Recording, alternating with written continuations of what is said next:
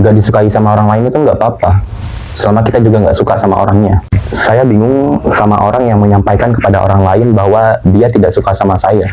Karena biasanya orang-orang yang nggak suka sama saya kebetulan adalah orang-orang yang juga tidak saya sukai. Jadi Anda tidak perlu berpuas hati karena berpikir Anda berhasil membuat saya merasa tidak nyaman. Saya juga tidak suka Anda. Saya tidak akan mempertanyakan kenapa orang itu nggak suka sama saya, apakah saya ada salah kata atau salah bersikap, atau pas lagi nongkrong saya tanpa sadar nggak sengaja nginjek Adidas Samba punya dia yang baru aja dia beli setelah ngumpul duit selama setengah tahun. Saya tidak akan mempertanyakan apa-apa. Misalkan orang yang saya nggak suka gitu, contohnya Timothy Ronald atau Deddy Corbuzier.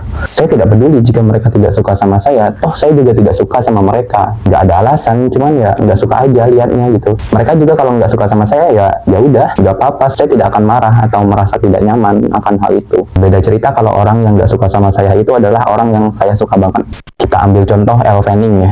Saya akan mempertanyakan kenapa seorang Elle Fanning bisa nggak suka sama saya, apakah saya ada salah kata atau salah bersikap, atau pas lagi ngedate saya tanpa sadar nggak sengaja nginjek Adidas Samba punya dia. Jadi gimana kalau misalkan ternyata orang yang nggak suka sama kita itu adalah orang yang kita suka? Ya baiknya introspeksi diri. Mungkin ada sesuatu dalam diri kita yang ternyata membuat orang lain tidak nyaman.